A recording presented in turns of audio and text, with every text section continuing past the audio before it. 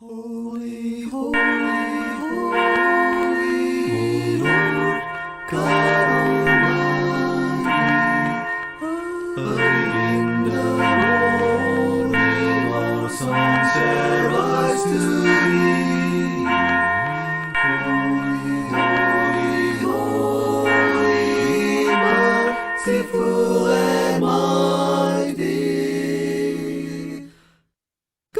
God in three persons, blessed Trinity.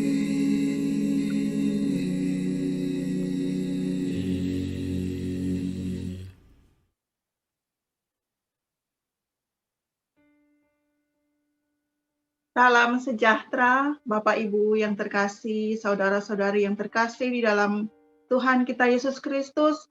Selamat mempersiapkan diri menjadi bagian di dalam kebaktian hari Minggu hari ini.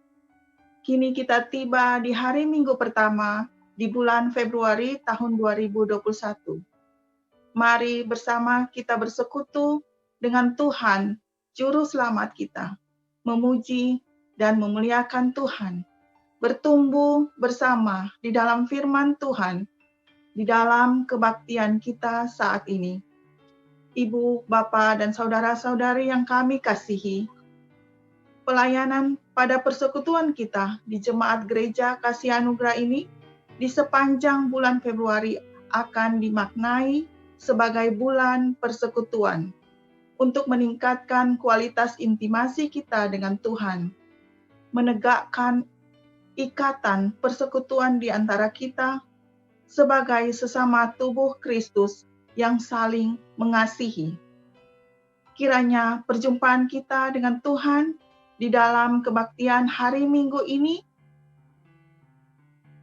oleh pertolongan Roh Kudus membentuk spiritualitas kita sebagaimana teladan Yesus Kristus di dalam rangka mempererat relasi kita dengan sesama manusia sebagai ciptaan Tuhan yang dikasihi Tuhan.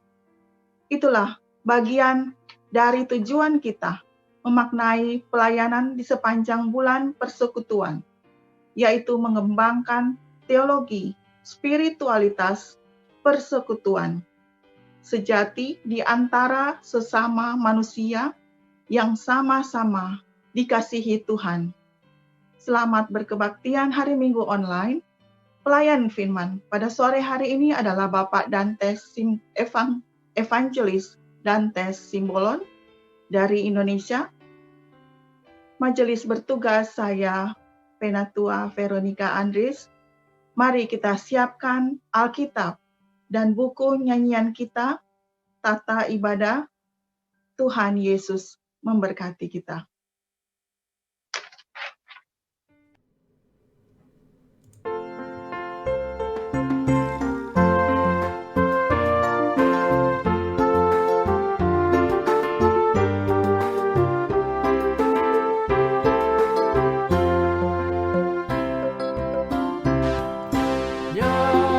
Nyanyikanlah nyanyian baru bagi Allah, Pencipta cakra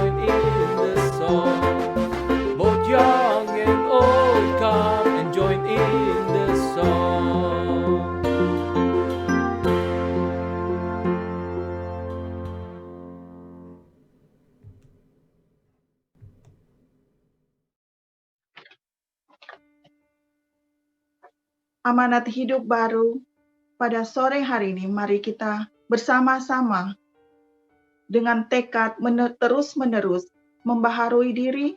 Mari kita hayati firman Tuhan sebagaimana yang tertulis di dalam kitab Markus 12 ayat 29, Markus 19, 29 sampai 31. Demikian bunyinya. Jawab Yesus, hukum yang terutama ialah, dengarlah, hai orang Israel, Tuhan Allah kita, Tuhan itu Esa. Kasihilah Tuhan Allahmu dengan segenap hatimu dan dengan akal budimu dan dengan segenap kekuatanmu. Dari hukum yang kedua ialah kasihilah sesamamu manusia seperti dirimu sendiri. Tidak ada hukum lain yang lebih utama daripada kedua hukum ini. Kiranya Roh Kudus menolong kita memberlakukannya di dalam kehidupan kita sehari-hari. Kita sambut dengan pujian lagu dari pelengkap Kidung Jemaat 27, nyanyikanlah 275.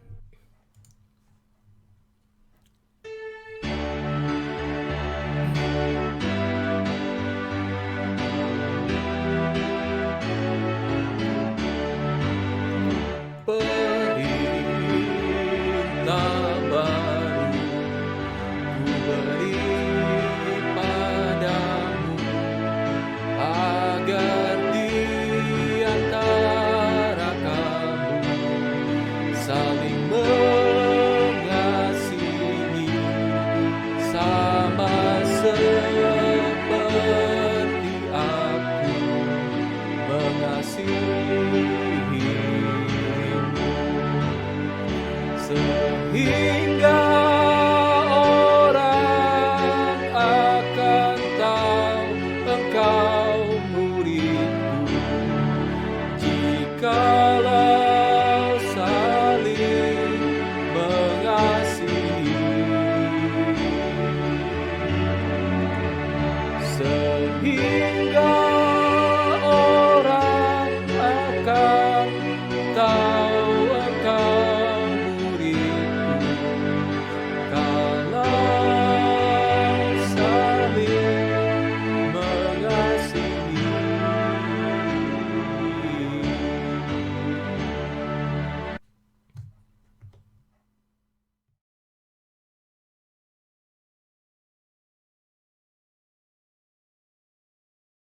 Bapak Ibu yang dikasihi Tuhan, kita akan mendengarkan firman Tuhan pada minggu ini dari Yohanes 15 ayat 1 sampai dengan 8 dengan tema bukan sekedar berbuah.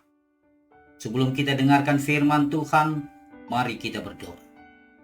Tuhan Allah Bapa kami di dalam surga, Allah yang kami kenal, kami sapa hanya di dalam nama anak-Mu Tuhan Yesus Kristus. Kami bersyukur, berterima kasih atas pemeliharaan penjagaan Tuhan sepanjang minggu ini. Tuhan pelihara kami, Tuhan lindungi kami, Tuhan jauhkan kami dari sakit penyakit, terlebih lagi dari pandemi. Biarlah Tuhan pelihara kami. Kami rindu untuk diberkati pada minggu ini.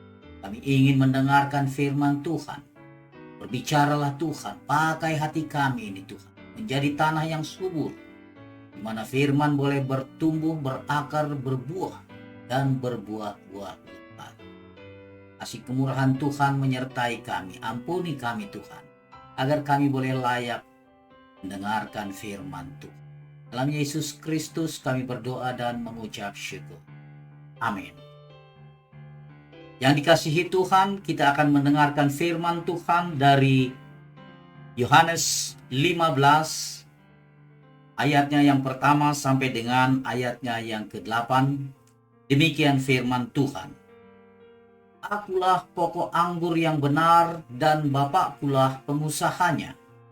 Setiap ranting padaku yang tidak berbuah dipotongnya, dan setiap ranting yang berbuah dibersihkannya, supaya ia lebih banyak berbuah. Kamu memang sudah bersih karena firman yang telah kukatakan kepadamu. Tinggallah di dalam aku, dan aku di dalam kamu. Sama seperti ranting tidak dapat berbuah dari dirinya sendiri, kalau ia tidak tinggal pada pokok anggur. Demikian juga kamu tidak berbuah, jikalau kamu tidak tinggal di dalam aku. Akulah pokok anggur dan kamulah ranting-rantingnya. Barang siapa tinggal di dalam aku dan aku di dalam dia, ia berbuah banyak. Sebab di luar aku, kamu tidak dapat berbuah apa-apa. Barang siapa tidak tinggal di dalam aku, ia dibuang keluar seperti ranting dan menjadi kering. Kemudian dikumpulkan orang dan dicampakkan ke dalam api, lalu dibakar. Jikalau kamu tinggal di dalam aku, dan firmanku tinggal di dalam kamu, mintalah apa saja yang kamu kehendaki, dan kamu akan menerimanya. Dalam hal inilah Bapakku dipermuliakan, yaitu jika kamu berbuah banyak. Dan dengan demikian, kamu adalah murid-muridku. Bapak Ibu yang dikasihi Tuhan Yesus Kristus, kita melihat di dalam teks ini secara keseluruhan dari chart yang digambarkan seperti dalam layar ini. Jadi Yesus adalah pokok anggur. Kemudian orang percaya adalah rantingnya. Ada ranting yang tidak berbuah, ada ranting yang berbuah. Nah, tentang buah ini, ranting yang tidak berbuah dipotong. Sedangkan ranting yang berbuah sedikit itu dibersihkan. Dan ranting yang berbuah banyak, perlakuan Allah istimewa. Bagaimana dengan ranting yang dipotong tadi? Dibuang, dibakar dalam api yang menyala-nyala. Kriteria untuk menjadi murid dilihat dari seberapa banyak buah yang dihasilkan, atau seberapa kualitas buah yang kita dapat, yang kita hasilkan di dalam kehidupan kita, keseharian kita. Nah, Bapak Ibu yang dikasihi Tuhan, kita melihat dalam hal ini bahwa ada satu tujuan, ya. Makna dari kehidupan orang adalah apabila ia memberi buah. Intisari dari perumpamaan ini adalah tentang pokok anggur. Tidak penting berapa lama usia seseorang.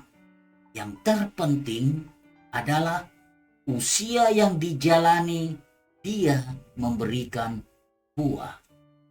Tuhan membutuhkan buah. Buah yang memperindah kehidupan kerajaan Allah. Setiap kita, orang percaya, apapun latar belakangnya, kita menginginkan memiliki hidup yang menjadi berkat, yaitu hidup yang membuahkan kebaikan bagi sesama, dan tentu saja kemuliaan bagi Tuhan. Pertanyaannya, buah seperti apakah yang sudah kita hasilkan? Nah, yang dikasihi Tuhan, dalam perjanjian lama, Israel sering kali digambarkan sebagai kebun anggur atau anggur yang digarap oleh Allah. Tuhan menuntut Israel berbuah, tetapi ternyata tidak berbuah. Dan kalaupun berbuah, buahnya tidak sesuai dengan yang dikehendaki Allah. Yesaya 5 ayat yang kedua, Ia atau Allah mencangkul, membuang batu-batunya. Dia tanami dengan pokok anggur pilihan. Pakai bibit unggul. Dia dirikan sebuah menara jaga, mengawasi tanaman anggurnya. Di tengah-tengahnya Allah menggali lubang yang dipersiapkan untuk tempat menggiling dan memeras anggur. Dinantinya supaya kebun ini menghasilkan buah anggur yang terbaik. Tetapi yang dihasilkan buah anggur yang masam. Tentu Allah kecewa. Di ayat yang ketujuh dilanjutkan, kebun anggurku ialah kaum Israel, kaum Yehuda. Dinantikan keadilan tetapi hanya ada kelaliman. Dinantikan kebenaran tetapi hanya ada keonaran. Oleh sebab itu, di ayat yang pertama, Tuhan Yesus katakan, akulah pokok anggur yang benar. Garis bawahi, yang benar. Bapakku pengusahanya. Setiap ranting yang berbuah dibersihkan supaya ia lebih banyak berbuah. Yesus sudah mengasosiasikan dirinya dengan pokok anggur dan Bapa sebagai pengusaha. Kita adalah rantingnya.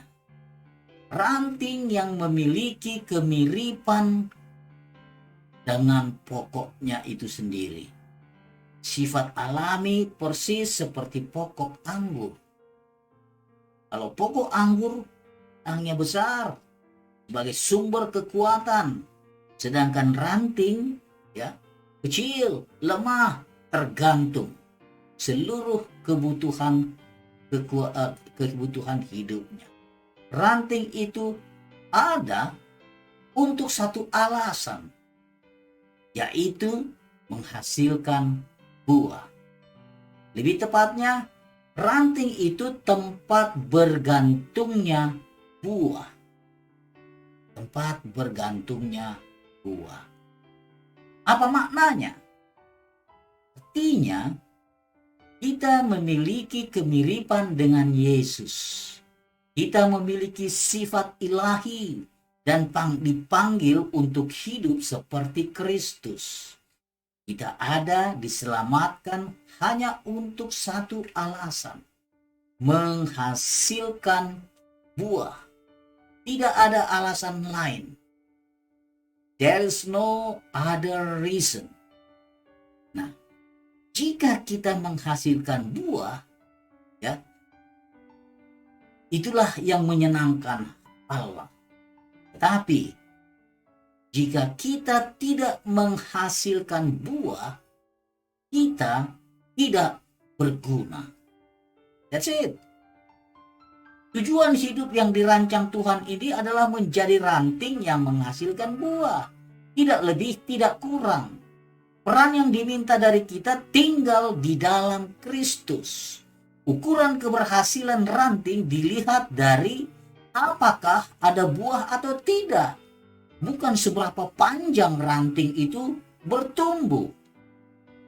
Ranting adalah alasan tujuan diciptakan, diselamatkan oleh Tuhan. Stephen Covey dalam bukunya The 7 Habits of Highly Effective People dan Rick Warren dalam bukunya The Purpose Driven Life mengatakan bahwa tujuan hidup harus dimiliki oleh seseorang untuk kehidupan yang berarti dan efektif. Bukan cuma sekedar hidup, tapi ada efektivitas di dalam hidupnya, sesuai dengan tujuannya. Bahwa setiap sikap dan tindakan seseorang ditentukan oleh tujuan daripada hidup kita.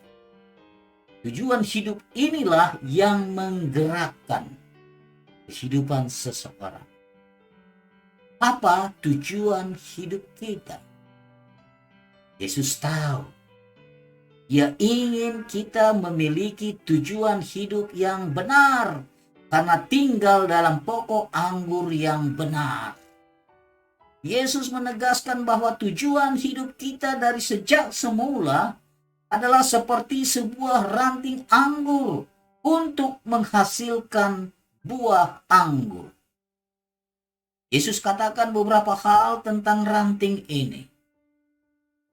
Seperti tadi dalam chart kita lihat, ada ranting yang tidak berbuah, ada ranting yang berbuah sedikit, dan ada ranting yang berbuah banyak.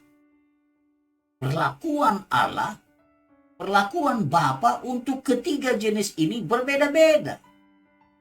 Yang tidak berbuah dipotong, dibuang, tidak ada gunanya. Ranting yang berbuah sedikit dibersihkan agar ia berbuat lebih banyak. Bagaimana cara membersihkannya? Supaya buah ini produktif, lebih banyak lagi hasilnya. Ini kita bicara tentang produktivitas, efektivitas. Kepada ranting yang telah berbuat banyak, dijanjikan Allah hak istimewa. Apa saja yang kamu minta, yang kehendaki akan diterimanya. Membersihkan ranting yang berbuah sedikit, maka tukang kebun membersihkan ranting tidak hanya dari duri, rumput liar, atau apa saja yang menghalangi pertumbuhan. Tetapi dia juga akan memotong pucuk ranting yang panjang berlebihan akibat proses dari tahun sebelumnya. Dengan kata lain, dia membuang sesuatu yang berasal dari dalam diri ranting itu sendiri. Dia potong sebagian dari ranting yang sehat, tetapi tidak bermanfaat. Alasannya sederhana, yaitu untuk menghemat bahan bakar, bahan makanan, untuk fokus berbuah, bukan fokus bertumbuh. Kalau tumbuh panjang tidak berbuah, tak ada gunanya. Pucuk yang panjang itu menyerap lebih banyak makanan, sehingga tidak efisien, dia tidak hadir di situ. Dengan dipotongnya ranting yang berlebih, diharapkan makanan akan lebih banyak tersalur untuk proses pembuatan buah. Akhirnya akan memungkinkan hasilkan buah yang lebih banyak. Dalam prakteknya, di kebun anggur, saya pernah wisata kebun anggur, winery. Indah sekali. Tinggal berjalan di bawah pohon anggur itu, ada buah-buah, makan ranum, dicoba, dimakan. Betapa senang ya, kita melihatnya.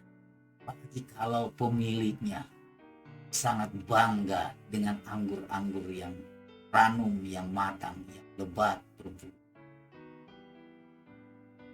Di dalam prakteknya, saya tanya tukang kebun anggur ini, seberapa panjang yang harus dipotong? Dia katakan, anggur yang panjang harus dipotong 20-30 cm. Yang hanya disisakan itu antara 3-6 cm. Ya kan? Kita merasa hebat, bertumbuh panjang, banyak daunnya lebat. Tapi justru dipotong yang diperlukan hanya yang sedikit, yang dekat dengan pokok. Cukup untuk menahan buah anggur. Pelajaran ini sangat berharga. Tidak hanya dosa yang dimaksudkan Tuhan untuk dibersihkan, dipotong dari dalam diri kita, tetapi juga termasuk kegiatan kerohanian yang tidak lagi produktif. Maksudnya kita harus berkembang dengan karunia-karunia yang telah diberikan Allah. Kita tidak boleh berhenti dan berpuas diri dengan buah yang sudah kita lakukan pada masa lalu. Tetapi kita diingatkan untuk tidak terlena dengan panjang sehatnya ranting. Karena ternyata itu bisa menghalangi ranting berbuah banyak. Panjangnya pelayanan bukan satu indikator. Dibersihkan, ataire, itu artinya dipangkas yang berlebih terlalu mewah yang menghalangi pertumbuhan dan kemampuan untuk menghasilkan buah. Ranting yang terbaik juga pasti memiliki cacat.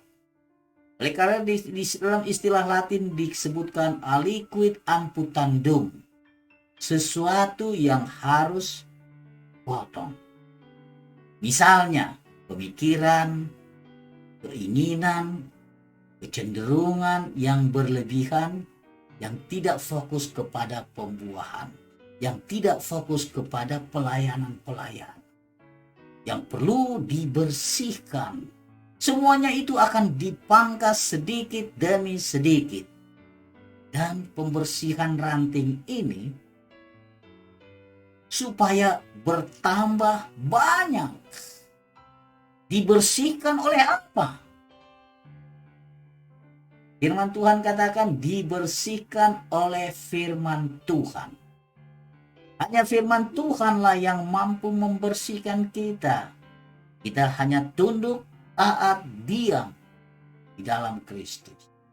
Kalau firman katakan hendaklah cepat untuk mendengar, lambat berkata-kata, lambat untuk marah, itu artinya Allah sedang membersihkan telinga kita. Allah sedang memperbaiki mulut kita. Allah sedang memperbaiki hati kita. Ya. Kalau ada firman yang menyinggung perasaan kita, itu berarti Allah sedang meningkatkan produktivitas kita. Supaya kita lebih banyak lagi berbuah. Bukan sekedar berbuah. Sekali lagi saya katakan bukan sekedar berbuah. Tapi lebih banyak berbuah. Dan banyak kata firman yang berkaitan dengan membersihkan diri agar kita lebih kudus. Lebih banyak menghasilkan buah. Apa artinya berbuah banyak? Yesus berkata, barang siapa tinggal di dalam aku di dalam dia, ia berbuah banyak. Di sini, Yesus bicara tentang buah dan syaratnya. Seberapa banyak buah yang dimaksudkan? Nah, buah itu enak, bergizi, menyehatkan, dapat menyembuhkan penyakit, bahkan buah menyelamatkan jiwa. Buah itu bukan untuk digunakan oleh dirinya sendiri, oleh ranting-ranting itu, tetapi untuk dikumpulkan dan dibawa oleh pemiliknya, dinikmati oleh orang lain yang membutuhkan. Salah satu dimaksud Yesus adalah buah kasih. Kita diperintahkan untuk saling mengasihi, membagi kasih kepada orang yang membutuhkan. Kita juga dapat menafsirkan buah ini sebagai buah roh dalam Galatia 5 ayat 22-23. Ada sukacita, damai sejahtera, kesabaran, kemurahan, kebaikan, kesetiaan, kelemah lembutan, dan penguasaan diri. Karunia, bakat kita, talenta kita yang diberikan Allah, ya, juga dapat termasuk dalam kategori buah itu. Semakin banyak bakat kita salurkan, semakin banyak talenta kita salurkan, berarti kita semakin banyak kita menghasilkan buah. Seberapa banyak buah yang diharapkan dari kita? Alkitab, bahasa Inggris versi King James, dia terjemahkan berbuah banyak itu much fruits, bukan many fruits. Kalau many fruits itu bisa dibilang countable, tetapi much fruits uncountable, tidak terhitung, tidak banyak. Ini bisa juga bisa mengacu pada kualitas, bukan kuantitas.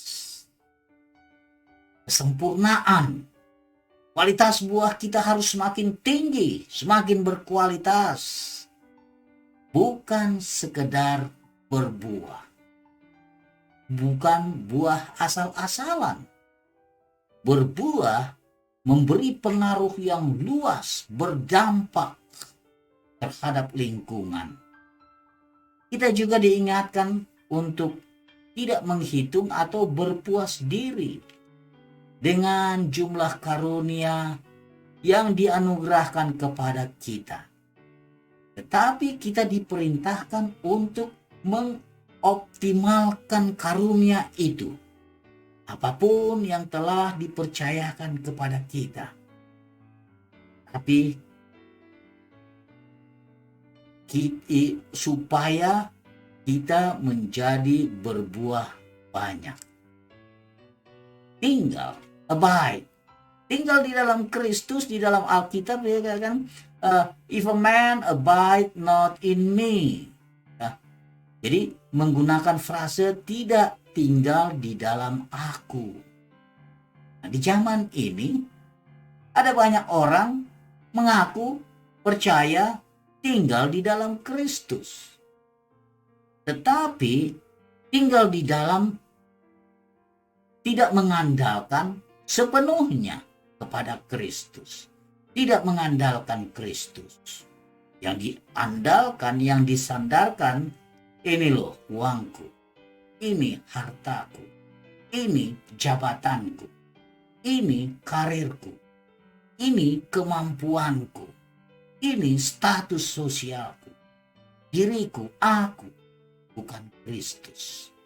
Orang yang demikian ini yang dikatakan Yesus tidak akan didiami oleh Kristus. Dijamin tidak akan berbuah, dibuang kering dan dibakar. Mereka ini hanya menempel pengakuan, seutas pengakuan lahiriah saja. Sekalipun mereka terlihat seperti ranting, mereka akan segera menjadi kering. Orang percaya yang tidak berbuah adalah orang yang tidak setia. Hanya mengaku, tidak lebih dari itu. Kita mesti bergantung, bersandar sepenuhnya kepada Tuhan, bukan kepada yang lain. Bukan terhadap harta kita, jabatan kita, karir kita.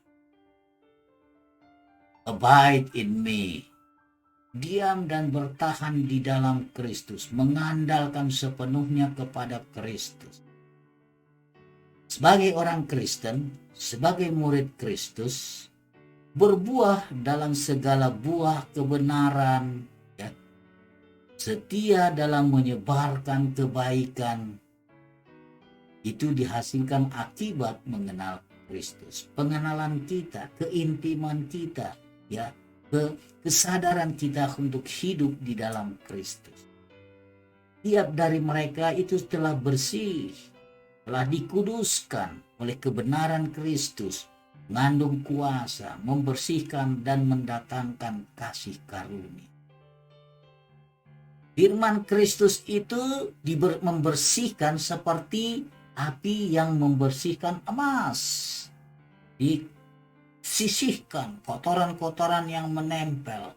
Seperti tabib yang membersihkan tubuh penyakit dari penyakitnya. Telah dibersihkan, firman saat itu menghasilkan buah yang membawa kita kepada buah pengudusan. Supaya berbuah, kita harus tinggal. Barang siapa tidak tinggal, ya dibuang. Seperti itulah gambaran daripada orang-orang yang munafik, yang tidak ada di dalam Kristus. Dan juga akan menimpa orang-orang yang murtad, yang tidak tinggal dalam Kristus. Mereka dibuang keluar, dipotong ranting yang menghambat pertumbuhan. Mereka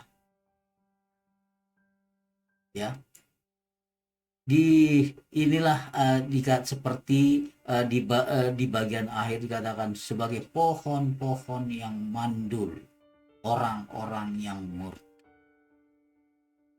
Saudara yang dikasihi Tuhan, bagian terakhir yang paling menyenangkan. Orang banyak yang suka ini.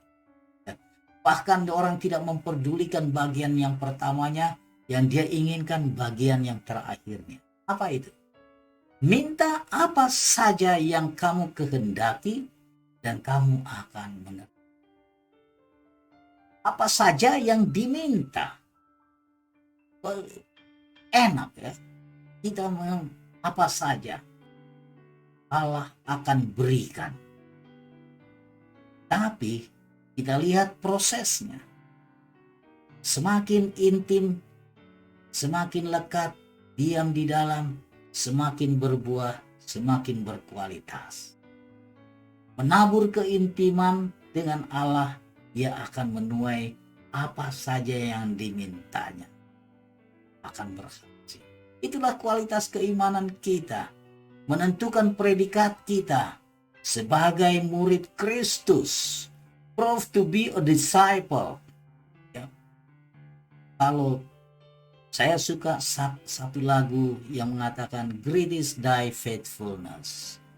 Morning by morning new mercies I see. All I have needed thy hand hath provided. Great is thy faithfulness, Lord, unto me. Apa saja yang kubutuhkan, Allah sendiri.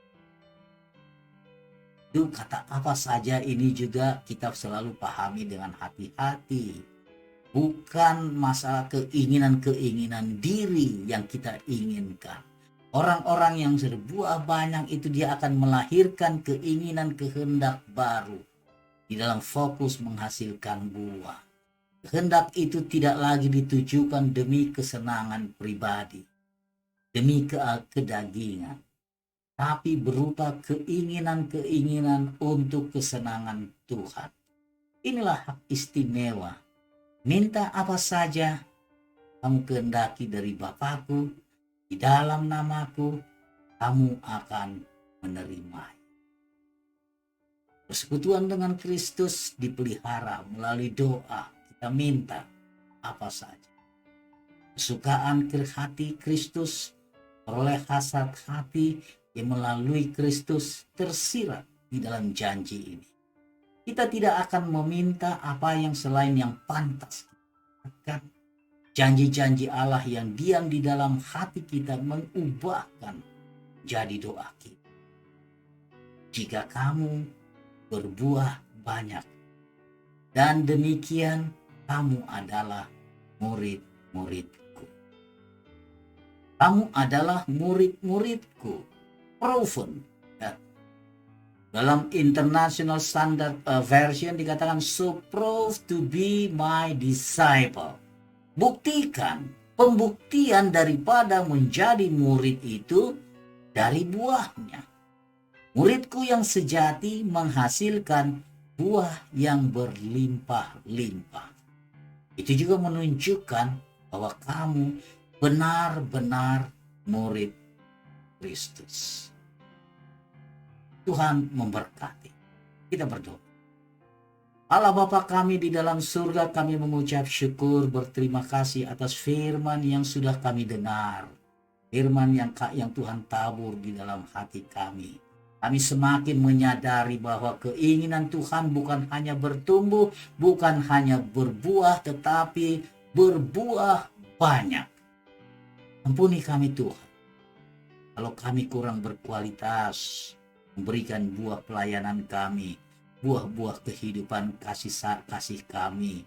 Ampuni kami Tuhan, ajar kami Tuhan Yesus, melalui firman-Mu untuk dibersihkan hati kami, pikiran kami, keinginan kami, mata panca indera kami semuanya, agar kami menjadi lebih fokus lagi dalam menghasilkan buah, dan buah yang banyak, produktif, agar Tuhan membersihkan dosa kami, bersihkan hal-hal yang mengganggu, menghalangi, menghambat produktivitas kami. Waktu kami, talenta kami, karunia yang Tuhan berikan, datang pakai kami Tuhan untuk berproduksi, menghasilkan buah kasih terhadap saudara kami. Buah roh berupa kelembutan, kemurahan, kesabaran, kasih sayang, penguasaan diri, ada banyak hal. Ampuni kami Tuhan Yesus. Pakai kami Tuhan, agar kami layak disebut murid Kristus. Dari buahnya Tuhan melihat. Agar kami boleh membuktikan diri kami adalah murid Kristus. Terima kasih Tuhan Yesus. Dalam nama anak-Mu kami berdoa dan mengucap syukur. Amin.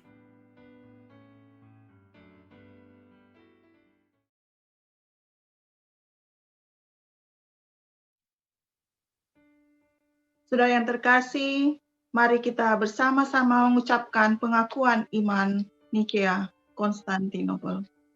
Aku percaya akan satu Allah, Bapa yang Maha Kuasa, Pencipta langit dan bumi, dan segala sesuatu yang kelihatan dan tak kelihatan, dan akan satu Tuhan Yesus Kristus, Putra Allah yang tunggal.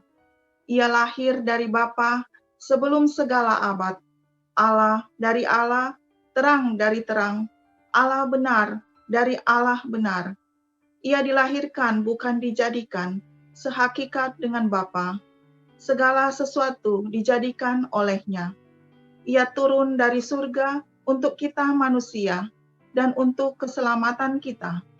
Ia dikandung dari Roh Kudus, dilahirkan oleh perawan Maria, dan menjadi manusia. Ia pun disalibkan untuk kita waktu Pontius Pilatus. Ia menderita sampai wafat dan dimakamkan. Pada hari ketiga ia bangkit menurut kitab suci.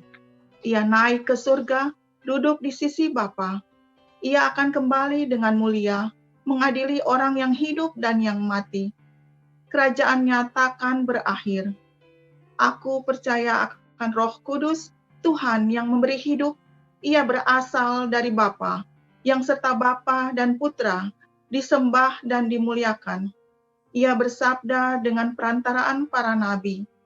Aku percaya akan gereja yang satu, kudus, katolik, dan apostolik.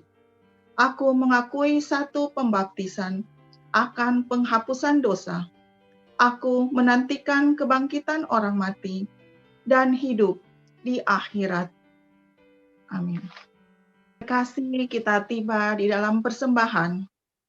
Persembahan bersyukur merupakan salah satu ciri dari orang-orang yang telah mengalami kasih karunia Tuhan di dalam hidupnya, sehingga senantiasa dimotivasi oleh perkataan Yesus Kristus, lebih berbahagia memberi daripada menerima.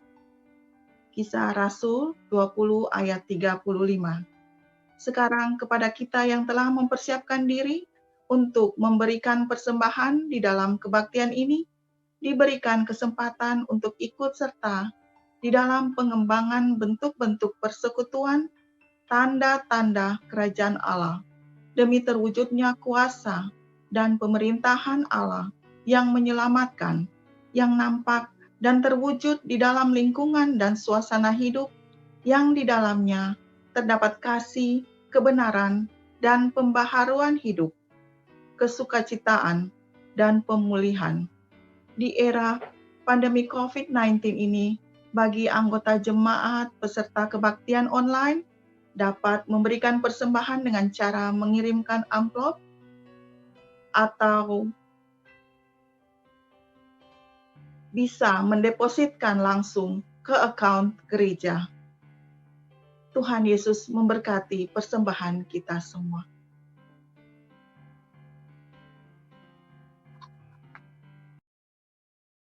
Bapak Ibu yang dikasihi Tuhan, mari kita berdoa syafaat. Tuhan Allah Bapa kami di dalam surga, kami bersyafaat Tuhan untuk bangsa dan negara kami. Tuhan, Engkau melihat persoalan di dalam bangsa dan negara kami, terlebih lagi di dalam masa pandemi COVID-19. Bahkan bukan hanya di negara kami, di seluruh dunia merasakan persoalan ini mencekam. Ada banyak yang khawatir dan bahkan juga sudah banyak yang korban. Tuhan, berikan kebijaksanaan kepada pemimpin kami, para kepala negara, para pengurus, pengawas, dan terlebih lagi garda terdepan, dokter, para perawat, para medis, semua perangkat-perangkat kesehatan yang menangani, berjuang di garda terdepan dalam menangani pandemi ini. Sudah banyak yang jadi korban oleh karena upaya-upaya menghambat menyembuhkan orang-orang yang sakit. Percaya perjuangan itu tidak akan sia-sia. Tuhan berkati mereka, berkati keluarga-keluarga. Demikian juga Tuhan, ada banyak orang-orang yang terkena, berdampak, bahkan semakin banyak lagi Tuhan kecepatan penularannya. Tolong Tuhan Yesus, tolong Bapa di surga, berkati mereka satu persatu, agar mereka Tuhan dikuatkan, diberikan kekuatan imun melalui obat, perawatan, semuanya. Demikian juga Bapa di dalam surga, agar kami Tuhan menjaga kesehatan kami, menjaga jarak kami, menggunakan masker kami, berdisiplin di dalam aktivitas kami. Semuanya itu Tuhan menjadi bagian dan upaya kerjasama antara petugas, pengawas, pemerintah, demikian juga masyarakat. Terima kasih Tuhan Yesus. Tuhan berkati Tuhan. Mereka yang terdampak oleh karena PHK, pengangguran, angkatan kerja yang bertambah, persaingan kerja yang semakin ketat, bahkan peluang-peluang kerja, pabrik yang berhenti, semua beraktivitas itu Tuhan membuat ekonomi menjadi kontraksi, menurun, menyusut, agar tidak lagi turun terlalu dalam. Biarlah recovery yang diupayakan oleh pembuat kebijaksanaan, pelaku-pelaku ekonomi, itu juga bisa membuat Tuhan boleh bertahan, agar daya tahan kami juga lebih kuat lagi Tuhan Yesus. Berkati mereka Tuhan yang di garda terdepan, terlebih lagi dalam upaya yang saat ini Tuhan, penggunaan vaksin salah satu upaya untuk menghambat pertumbuhan, percepatan penularan daripada virus ini, agar semakin banyak lagi orang-orang yang juga divaksin, semakin meluas lagi sehingga mereka boleh dikuatkan, semakin diimunkan kekuatannya. Berkati Tuhan Yesus mereka yang sakit, jemaat Tuhan di jemaat GKA ini yang sakit, Tuhan pulihkan, Tuhan sembuhkan, Tuhan jamah, Tuhan angkat sakit penyakitnya. Dalam masa tuanya Tuhan Yesus, Tuhan berkati semuanya, agar mereka dalam sukacita di dalam pemeliharaan Tuhan. Berkati mereka juga yang berduka, oleh karena ada keluarga-keluarga yang telah mendahului. Biarlah semua Tuhan hiburkan kehendak Tuhan yang jadi. Biar kami boleh melihat kesejatian penghiburan daripada Tuhan boleh dirasakan oleh setiap orang-orang yang berduka. Berkati mereka yang terpenjara, mereka yang terpinggirkan, mereka yang perlu mendapatkan perhatian.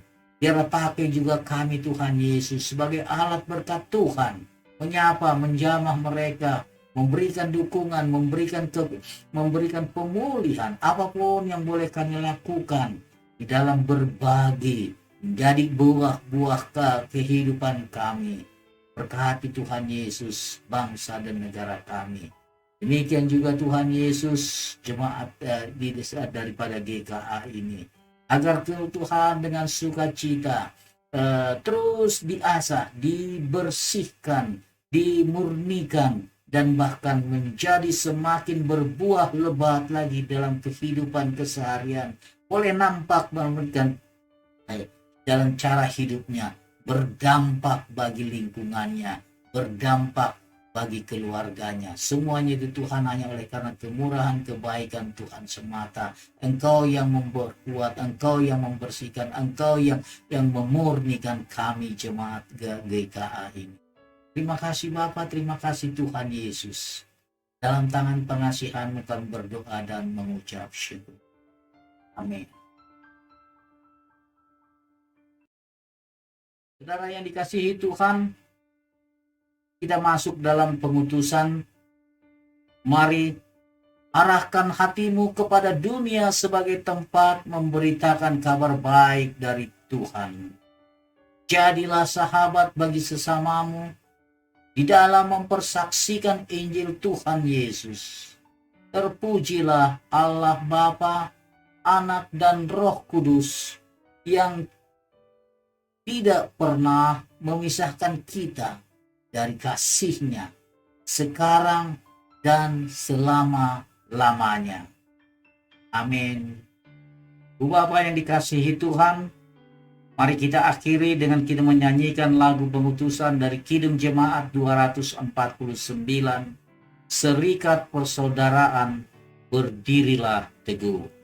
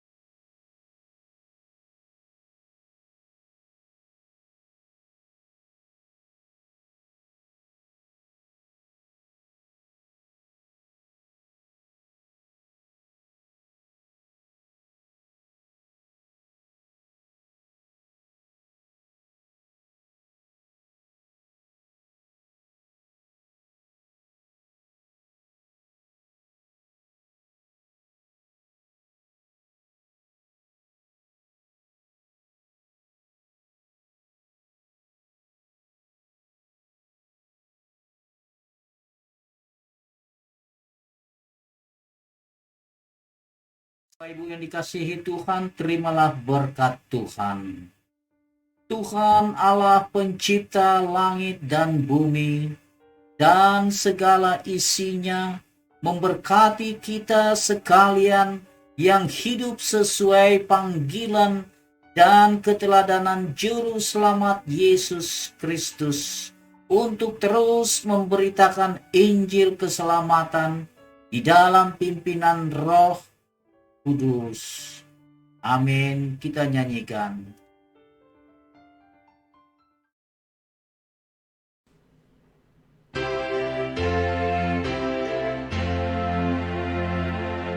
Amin, amin, amin.